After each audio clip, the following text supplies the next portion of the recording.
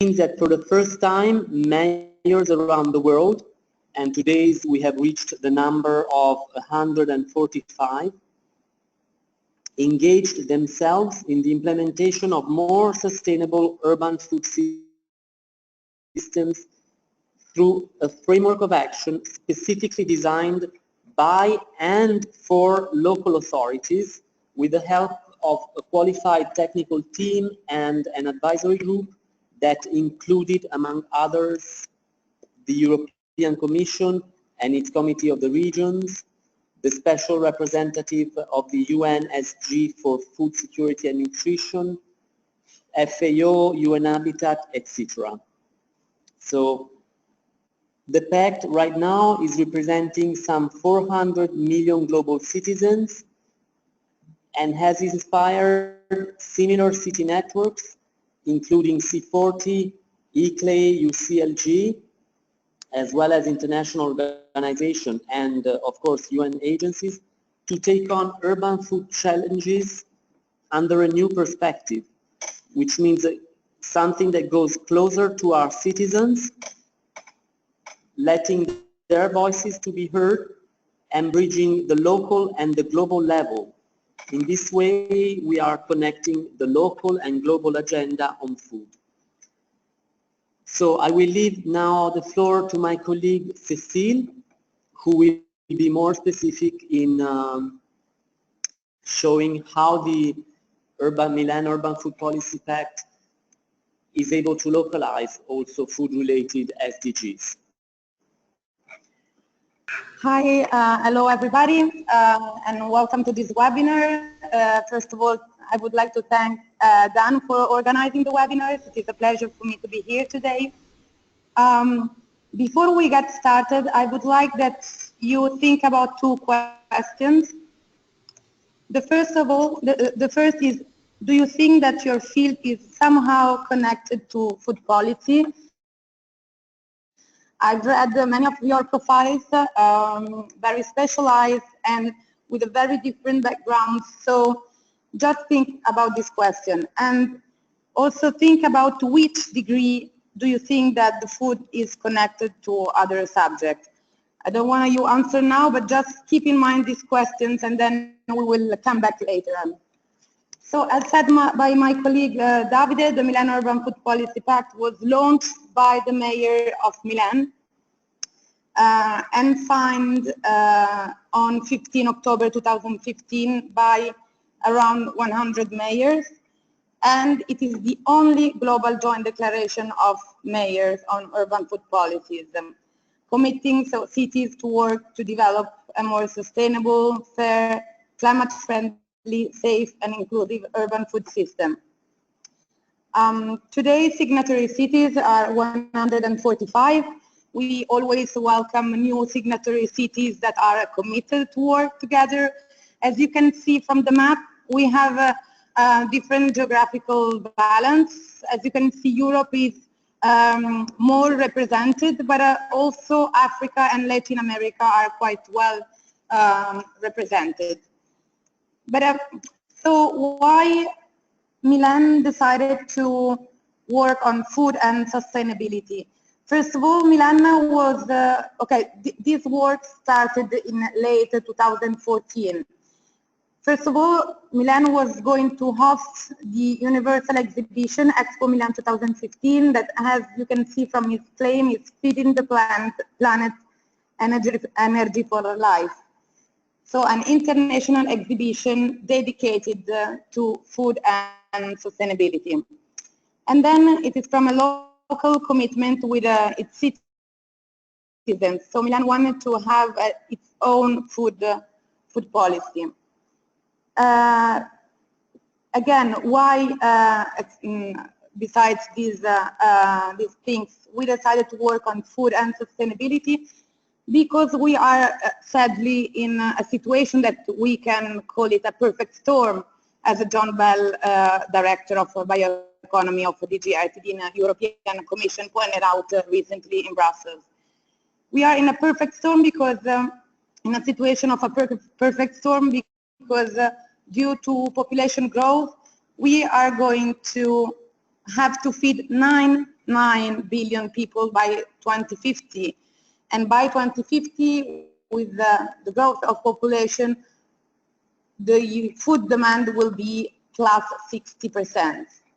Moreover, we live in a world where 2 billion people are overweight or obese, but at the same time, still 795 million people are underweight or undernourished, and yet 33% of the food is wasted.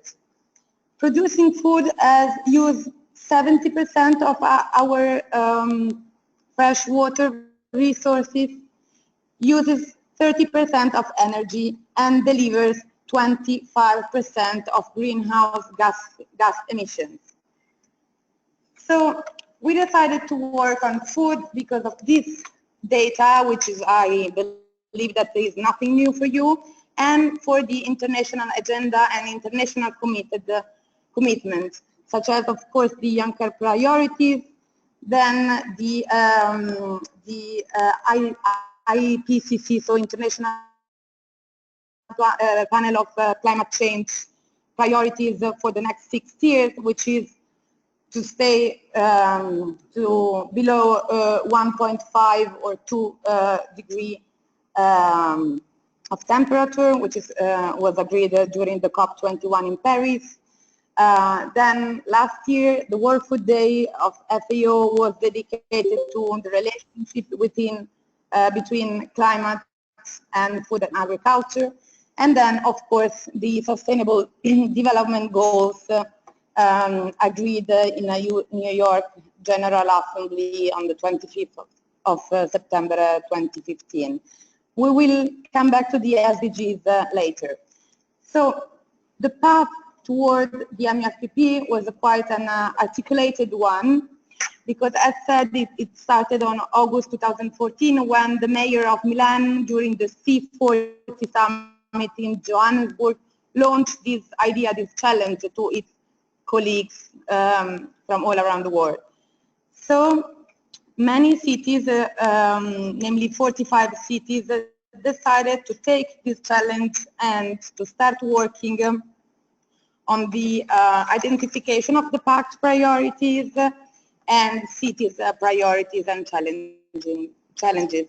So a core of 46 cities started writing the Pact with the help of a group of international experts and advisory boards from the academia, civil society organizations and NGOs, but also from international organizations such as some of the agencies of the United Nations and the European Union. So they wrote the Pact and was signed by more than 100 mayors on 15th of October 2015.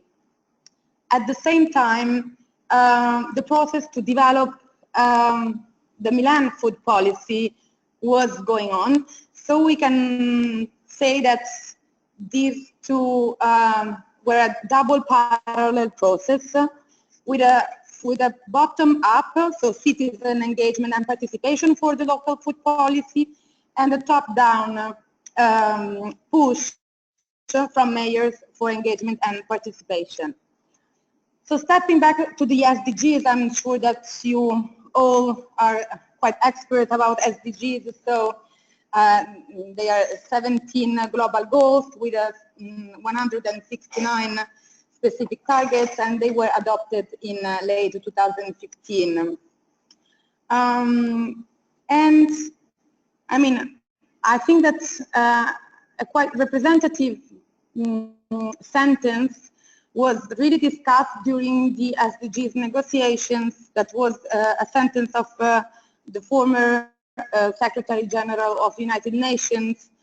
We do not have plan B, because there is no planet B. So I think that this sentence is very important and very significant. So, but of course we know that food plays a an important role in this transition towards a sustainable food, towards a sustainable future. And when we think about SDGs and food, we immediately think about SDG number 2, so no hunger, ending hunger, and SDGs 11, such as sustainable cities and communities. But there is more.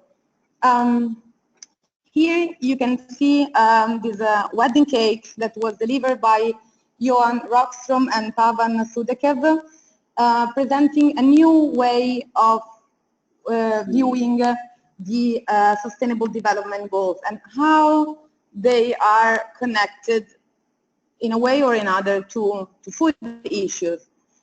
This wedding cake was presented during the last EAT Forum in Stockholm last year. There is a very nice video about their keynote speech, and I invite you to have a look at it. If you want, I can send you the link later.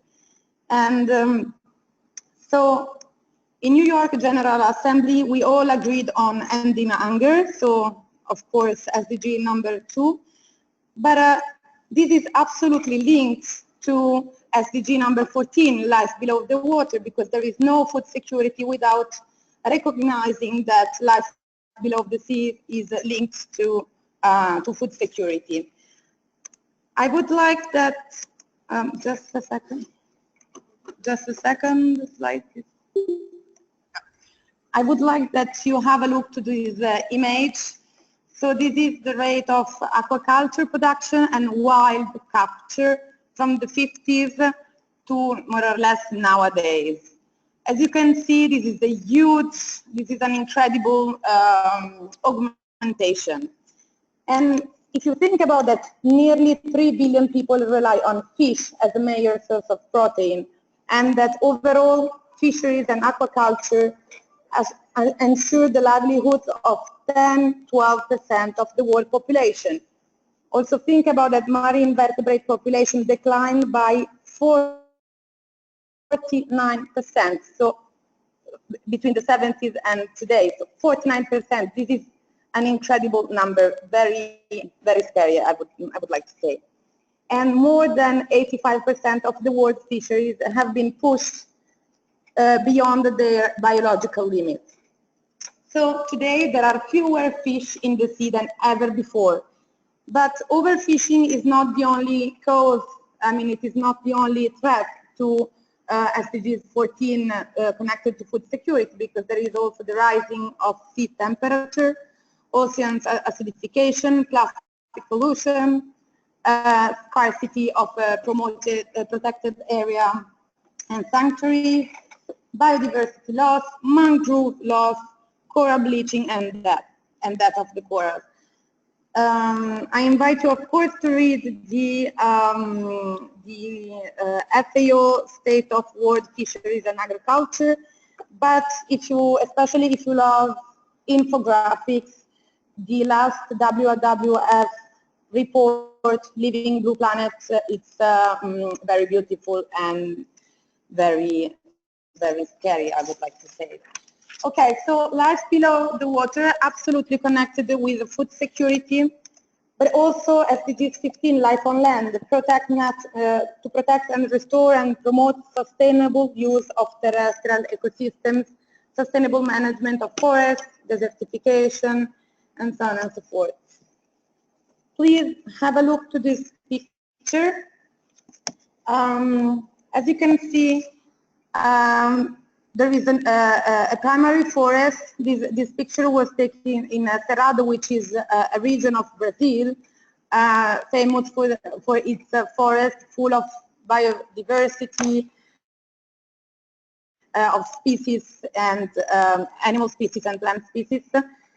With, of course, you all know how important the Amazon forest is. And you can see here that it was cut down for agriculture. Today, 1.6 billion people rely on forests, because forests, of course, are central and essential to life, supporting wild species and providing food and resources. Agriculture, as you saw from the previous picture, remained the most significant driver of global deforestation. I put the picture again so you can have a better look. And today, 40% of land surface is used for food production, 40%.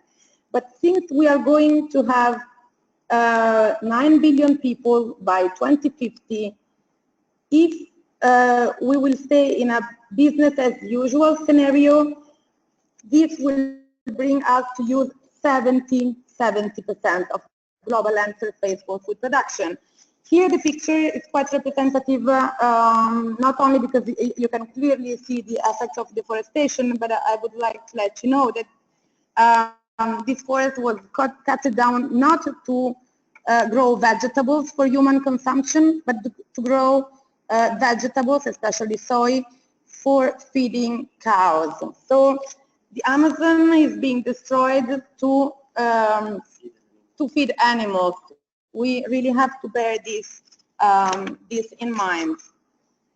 And here in the other graphs, you can see the shrinking of the forest in the last years.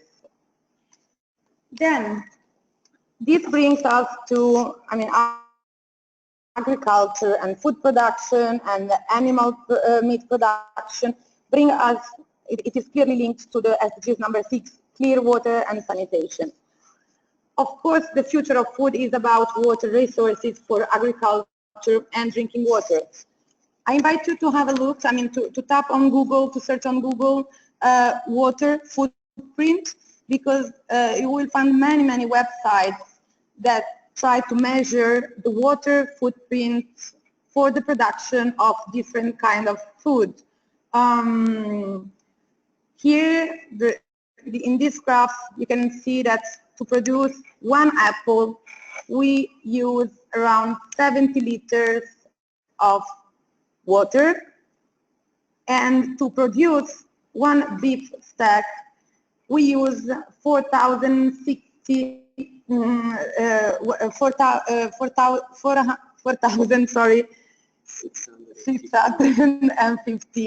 liters of water. And this in a world where still 1.2 billion people lack of access to clean drinking water. So, of course, these links us to the 13 SDGs on climate actions that urge us to take urgent actions to combat climate change and its impact by regulating emissions and promoting development in renewable energies. So regulating emissions. Of course, every human activities produce greenhouse gas emissions. And here you can see the different economic sectors and how much they emit in terms of GHG. Of course, threats to food security and food safety are given by desertification, which is it is connected to climate change, which leads to loss of biodiversity, soil degradation and pollution, rise of sea levels, extreme weather conditions, ocean acidification, fresh water availability, and drought. And of course, so we can easily say that climate change affects all of the 4 dimensions of food security. So food availability for the production, food accessibility, food utilization, and food system stability. There is a very interesting report by the FAO really on these 4 dimensions of food security. So we just saw how agriculture, forestry, and fisheries will not only be affected by climate change, but they also contribute to it through emitting greenhouse gases. And this leads us to SDGs number 12, responsible consumption. Of course, responsible consumption, it is very important. Again, I am quite focused, as you can see, on animal production, meat production, because I really think that it has a very strong impact. So the way how we decided to, I mean, every time we buy a product, we are responsible about our choices, because our choices has an impact directly on many SDGs and many issues. And this, of course, we were thinking about responsible consumption, and we just mentioned again meat.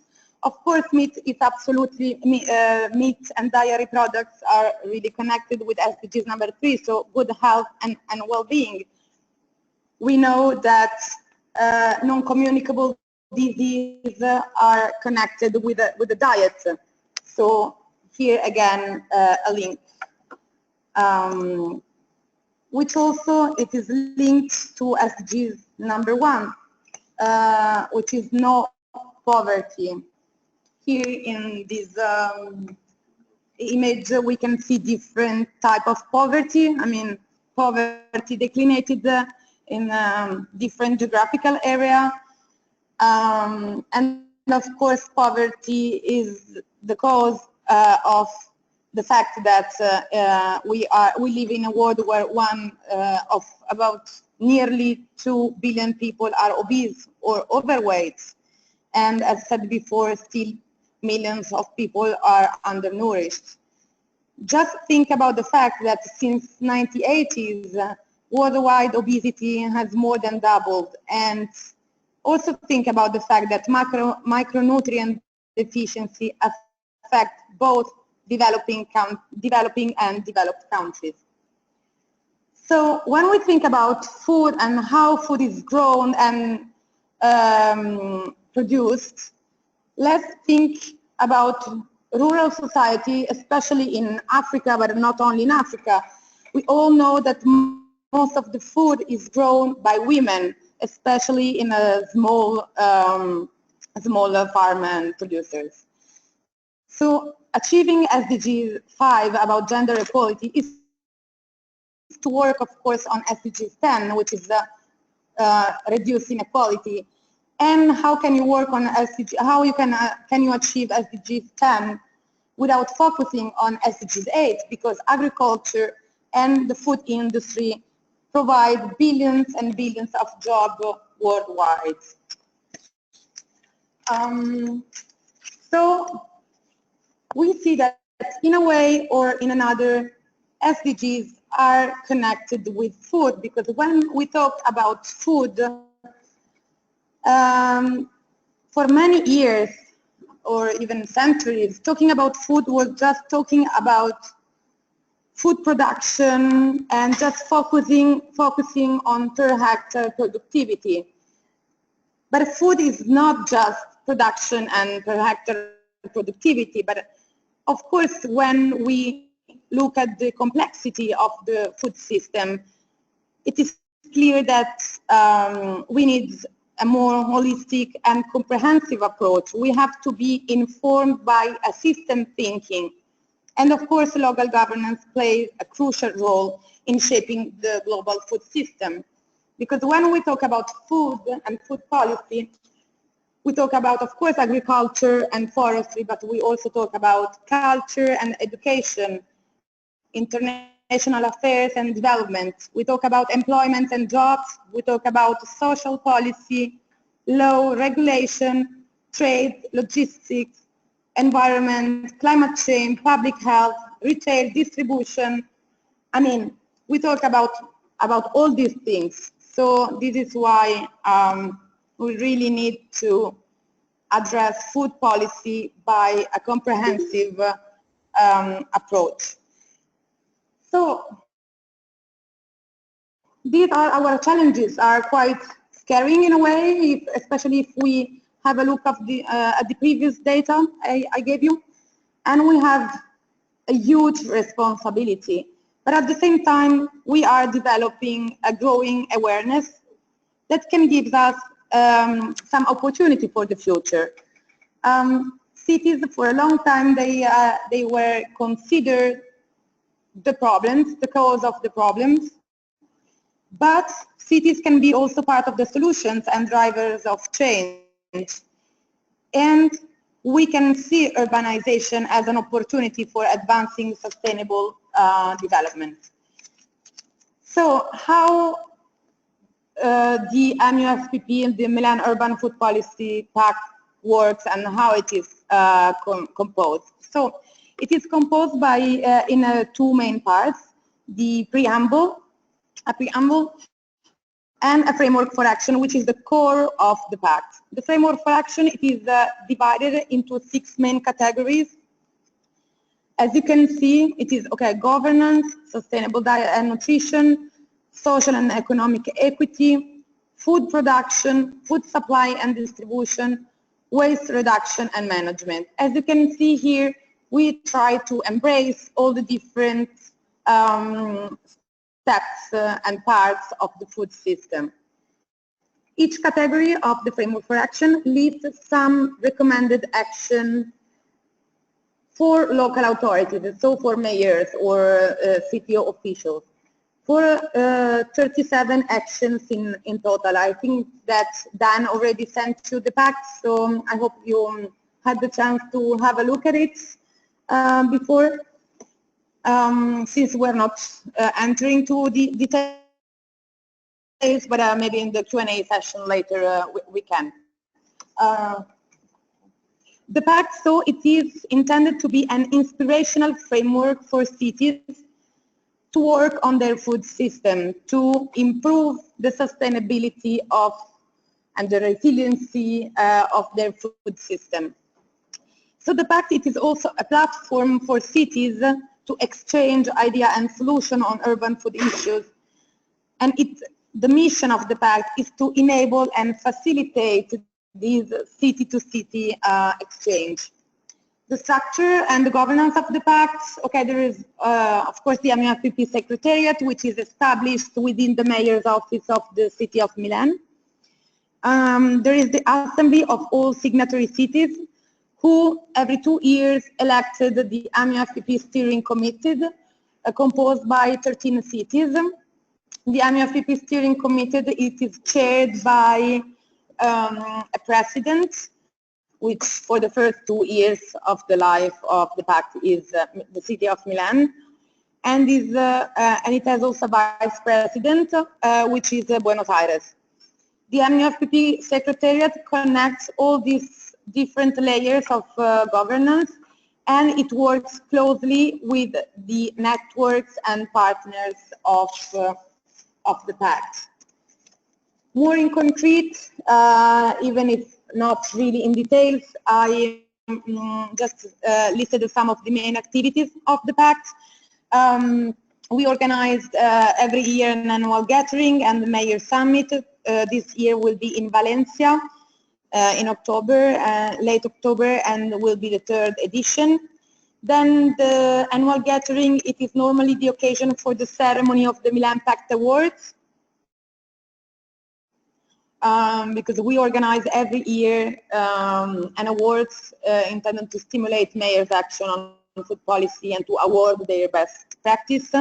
And of course, we follow up the previous cities that have been awarded, and the monetary award, it is normally intended to be used to give peer-to-peer technical assistance and exchange among cities. Then, of course, we liaise daily with the signatory cities and other interested cities and stakeholders. We participated or we helped studies and reports on food and cities. We participate to the EU platform on food waste and losses in order to define EU guidelines on food waste regulation at the European level. We collaborate with the FAO on developing a monitoring framework for cities in order to inform decision-making on food policy and to evaluate their progresses in applying the pact.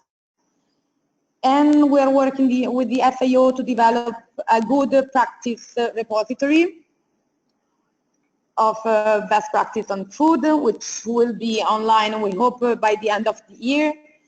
Then we organize and participate to international, regional, and local conferences and events on food. Thanks to the Milan Urban Food Policy Pact, different networks started working on food. For example, Eurocities established its own working group on food, which is chaired by the city of Milan. And thanks to the push of the MUFCP, also C40 developed its food system network since the last year. Then we do some advocacy and communication activities, such as we advocated for having food and local authorities more represented in the new urban agenda who was adopted last year in Quito, and advocacy and communication, especially with the different DG of the European Union. And then we support the city of Milan in the submission of projects in city related to food. Okay, I think that I'm a bit out of time, but these are the two last slides. Here there is a focus on the Milan Pact Awards 2016 edition with the winners. Last year we received 53 good practices from 33 cities, which is, very good results in terms of knowledge, of course, knowledge of what cities are doing in their food policies, in their local food systems. Here, for example, you can see some concrete examples of what cities are doing. So normally we give 8 awards, 2 monetary and 6 special mention plates. Vancouver won the award in the governance category because he presented a very comprehensive and holistic Vancouver food strategy. Sustainable diet and nutrition was won by the city of Birmingham with its program to fight obesity, especially among youngsters. So of course you can, recognize all the different SDGs and a clear example on how cities are really localizing food-related SDGs. The city of Lusaka won the Social and Economic Equity Award for its program in favor of women empowerment. Then Quito won the Food Production Award with its urban agriculture and markets. The Food Supply and Distribution Award was won by Toronto with the initiative Grab Some Good, which it's a strategy to fight food deserts in the most poor and fragile neighborhood of Toronto. Then Riga won the Food Waste Prevention and Reduction and Management for a very innovative method on the threat and reuse of food waste, organic food waste, that in Riga it is burned and used to heat greenhouses for the production, for the local production of tomatoes and vegetables, which are then given and sold into the local markets. The highest score, overall highest score, was won by Baltimore with its Baltimore Food Policy Initiative. The highest score in a challenging environment was won by Mexico City with its community dining room programs. Actually, they set up 200 canteens throughout the city in an area with a high rate of marginalization and poverty. And as I said, 2 monetary awards are normally intended to transfer their best practice, their good practice in another MUFCP signatory city. So the city of Baltimore, it is using these funds to create a network of food policy advisors of the American cities that are a part of the food policy task force of the United States Conference of Mayors. So it's doing more an advocacy and political initiative. And the city of Mexico City, it is going to transfer the knowledge, especially with some dietary guidelines, to the city of Tegucigalpa. So, I mean, these are very good results for us because it really shows how cities, even if different and from different geographical contexts or different size, they are facing the same kind of challenges. And when they are informed by the same vision and approach to food policies, I mean, they can really exchange and, yeah, enhance their relations and work together, exchange idea and solutions. Because, I mean, the final objective and the main objective of the Milan Urban Food Policy Pact is finding local solutions for global issues. So if you want more information, of course, now there will be a short Q&A session, but I invite you to visit our website. I invite you to like our Facebook page. And if you want to contact us, please write to this email address and we will be happy to answer you. So thank you very much for your attention. I now just leave the floor to questions if there are. Thank you so much, Cecilia and David, for your fantastic presentation. I hope from our side, our local Pact fellows will not only learn a little bit more about the MUFPP, but also understand the connections between different SDGs, because you have just demonstrated a fantastic example using food policy of how different SDGs are interrelated with each other, and how the MUFPP and specifically the city of Milan is leading an international collaboration mainly through an online offline platform. So I'm now opening the floor for fellows and see if you guys have any questions that you guys or think of any ideas that you would like to work with the MUFPP in the future, so on and so forth.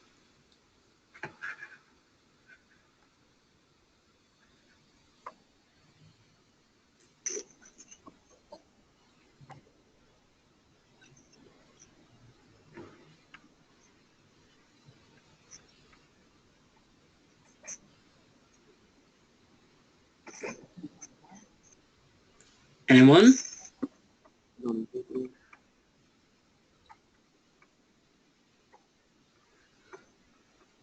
Okay, I saw a question from Petrol.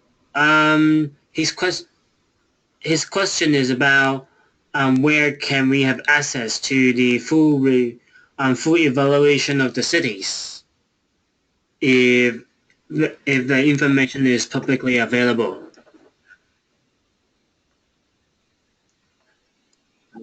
If we can have access to what? Sorry, I didn't get it. His question is, can they have access to the full evaluation of the cities? Right, so I guess you're talking about the monitoring framework, I mentioned it before, or to the Milan Pact Awards good practices? Pedro, can you clarify? What do you mean by food? The awards, okay, I see the chat. Hi, Pedro. Yes, the awards, I will send you, I can share with you the detailed good practice of the winning cities. I will send the PDF to Dan, and Dan, I hope you can transmit the good practice to interested fellows. Sure, no problem. Right. You're welcome, Pedro.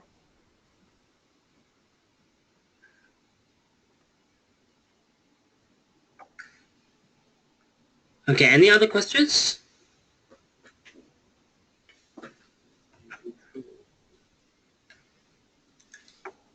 Yeah, I saw a comment from Cleanan. Cleanan, do you want to say it yourself, or did I mute everyone?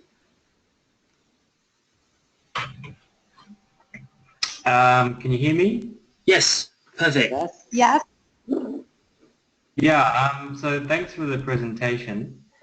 I just wanted to say that in general, in Australia, the attitude towards food in cities is quite complacent. There's not a lot of interest. And sometimes the only thing that you see about food security in the news is if we have a cyclone or floods and the price of tomatoes increases in the supermarkets. We have very low rates of urban farms, and of course we have lots of land in Australia or farms. So my question is, how does the Pact incentivize highly urbanized countries and countries with lots of land to have higher rates of urban farming? Well, the Pact doesn't incentivize actions, but it proposes some actions, some recommended actions. Of course, for highly urbanized areas, it proposes, of course, to use more and more urban agriculture, especially when it is, bottom up. We're informing a bottom up approach. So normally it is from civil society organizations that this kind of request comes from, and many cities are really listening to this bottom up approach and instances. In general, the Pact really suggests, and many cities are trying to do it, to linking urban and rural areas. I mean, one of the main problems in big cities is that food in cities is totally disconnected by the way the area where the food it is produced. So one of the ways to make our food system, urban food system, more sustainable, it is to rediscover rural-urban linkages and to connect production to the consumption. So producers, especially small producers, small medium producers, to the consumers. So pushing people in cities to consume more responsibly, so consuming local, and connecting the city with its urban and peri-urban producers.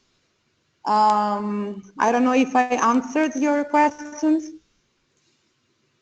No, that's good, because also I was thinking about my experiences living in Asia, and for example, in Japan, you know, a lot of the fruit and vegetables are imported, and I noticed that there doesn't seem to be a lot of city members from the Asia Pacific.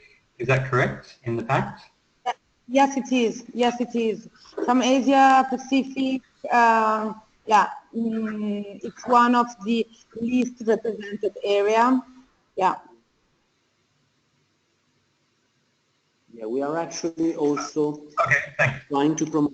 This is David. Yes, I will integrate the answer that Cecile gave with a few information in the sense that what cities can do, and cities are actually doing this, is about their own food procurement as far as the food that they manage. So normally cities, in Europe, most of the cases this happens, provide meals to schools, to the elderly, or to non-self-sufficient people. Like, for example, I can account for Milano. We are serving around 800,000 meals per day to the elderly and 80,000 meals to school children. So we have made special, let's say, special administrative rules so that we could in some ways favor the food procurement that comes from our local producers. So in this way, we are also helping and we are actually trying to behave good as far as local produce is concerned. For example, talking about food procurement, the best case, I think, in Europe, I don't know about the world, but in Europe for sure, is the city of Copenhagen. The city of Copenhagen decided to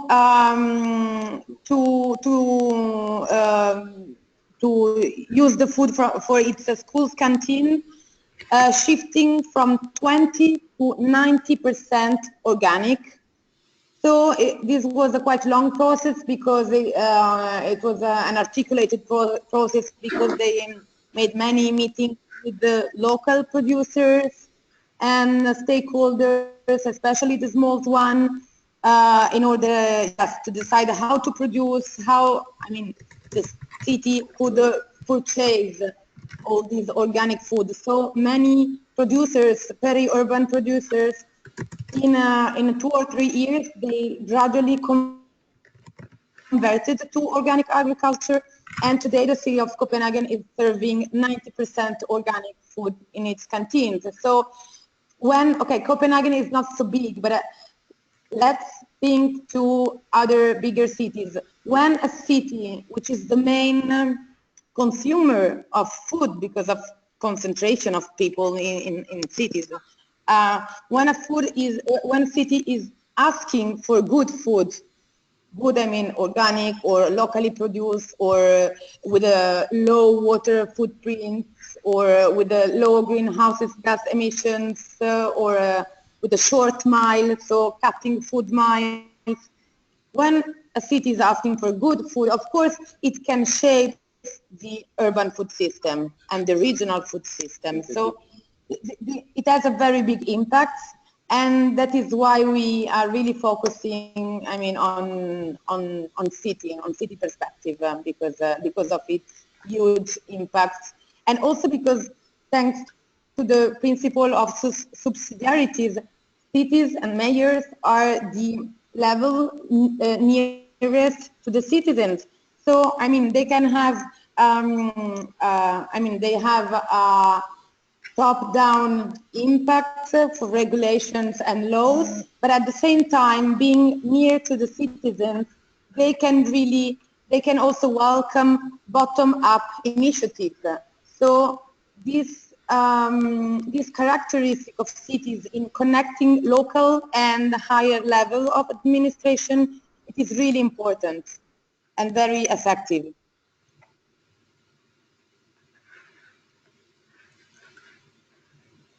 Great. Do you have any other questions?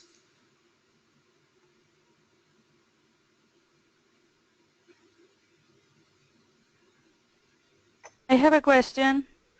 Can I? Sure, sure. Yes, hello. Hi. Hi, hello. Yes, My name is hi. Ana This Garcia. is Lucia. Oh, sorry. Oh, sorry. Who is speaking? Okay. Sorry, Lucia. Thank you. My name is Ana Garcia. I'm project officer here in the local pathways. So thanks for the very informative presentation. My question is more about what has been the role of the private sector in terms of engaging their social responsibility in the cities that are members of this Milan Urban Food Policy Pact.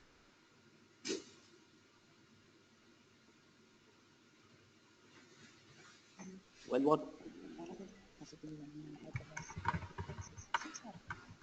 Okay, so are you talking about the role of the private sector?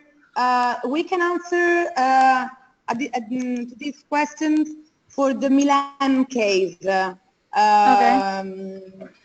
Not for other cities, I mean, it depends on which cities, but for example, for Milan, the process who brought to the definition of the Milan 2015-2020 food policy guidelines was very articulated, and it was the first time ever in the city of Milan that food policy guidelines and food policy strategies was done with the participatory process. So in 2 years, of course, it was, again, it was a double process because the city of Milan was very aware and was very pushy to this project, so top down, but at the same time really wanted to welcome the civil society organization and private sector demands in order to inform decision making. So these two double push led to a 2 years process in which we held, I mean, I said we, but yeah, the city of Milan held many consultations with different stakeholders. So there were some specific, how can I say, thematic workshops. Before these workshops were divided into sectors like private sector, academia, NGOs, and so on and so forth. And then all the main stakeholders, the main representative of every stakeholders gathered in the final town meeting, which was held in the city hall of Milan. This was really the first time ever that so many stakeholders all together after 1 year process of discussion and gatherings and meetings decided to gather in the city hall and writing together the Milan food policy guidelines and strategy. So of course part of, I mean, in between these many stakeholders, also the private sector was represented, especially for the city of Milan. It is quite a specific case because we are, of course, a medium city, around 3 million inhabitants, if we include the metropolitan area, so big but not so big. But we are an industrialized city, but at the same time we are a rural city because in our metropolitan area and peri-urban area, we have many local producers. And of course, they were one of the main stakeholders of the private sector, and their questions and I mean, challenges was how can local and small producers can compete to the big distribution, not only for supermarket, but also for public procurement. So, yeah, they were asking and seeking a way to enter into the market with their specific locally produced products, organic or with some very specific products that you can find only here, or I mean in the surrounding areas, and how they can compete with the big distribution. So this is the way how the private sector entered in this in the Milan case. But I guess it is you can find these examples all over the world. I mean, among cities, many cities are building up their food strategy using this comprehensive approach. So private sector is also part of the process. Okay, thank you. Yes. Lucia, do you also have a question? Yes, hi. Can you hear me? Yes. Yes. Great. Well, I was just thinking regarding what you said, Cecile, that cities are the main, well, a big, great consumer of food. Do you have any specific good practices or some, I don't know, programs that are around the education Lucia, of responsible Lucia, we that lost are you. around Sorry. how to either give information already from an early stage, educate to consume responsibly, and because it's not only the side of the production but also the side of the consumption. Lucia, we lost you. Can you maybe write I don't know your if question I down made in the myself chat? clear. Lucia, sorry, we cannot hear you. I mean, Oh, we sorry. lost. Can you hear me? Can you hear me now? Yes, now much better. Now much better, I hope. Can you repeat your question, please?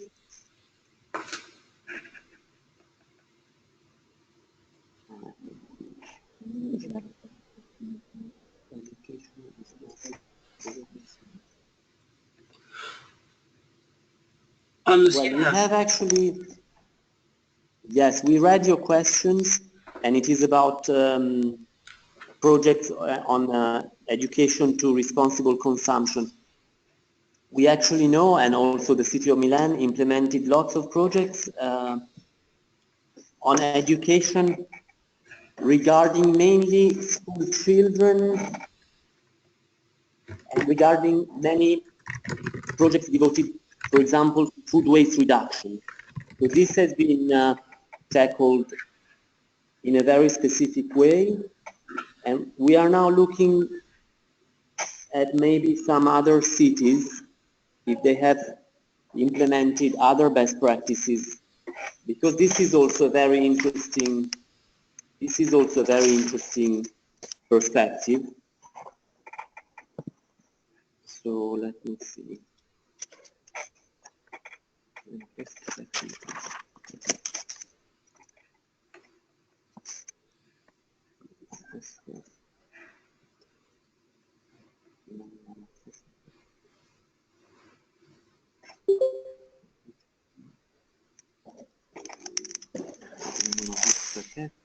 Yeah, so for example, about education, responsible consumption, the City of Milan was leading an European project founded by DG DevCo. The project is called Food Smart Cities for Development and finished at the beginning of this year, well, at the end of last year. Just a second that I found the objective of the project was to raise public awareness on food policies and especially in the promotion of sustainable development, focusing on global food security strategies, and to encourage the partner cities and civil society organizations to participate in the debate concerning the post-2015 development agenda. The project was led by the City of Milan, and the partner cities were the City of Turin, Barcelona, Bilbao, Utrecht, Ghent, Bruges, and Marseille. And there were also associated partners who were the municipality of London, Thessaloniki, Dakar, Antioquia, and Medellin in Colombia. If you want, besides the best practice of the Milan Pact Awards, I can also send you the PDF of the Food Smart Cities for Development recommendation and good practices. So you will find all the best practice in raising awareness towards sustainable consumption made in those cities.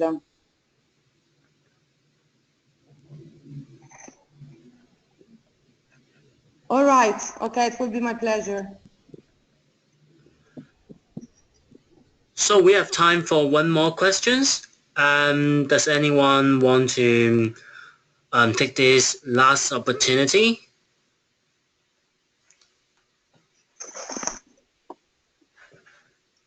Anyone? Okay, so thanks very much for Ceci and David for your great presentation.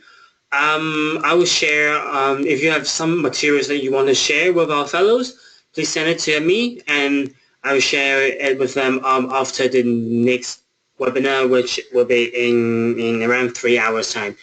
So thank you very much. Have a good day or good evening. Cheers.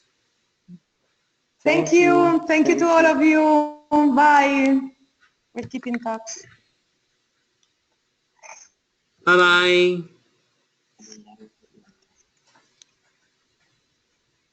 Bye.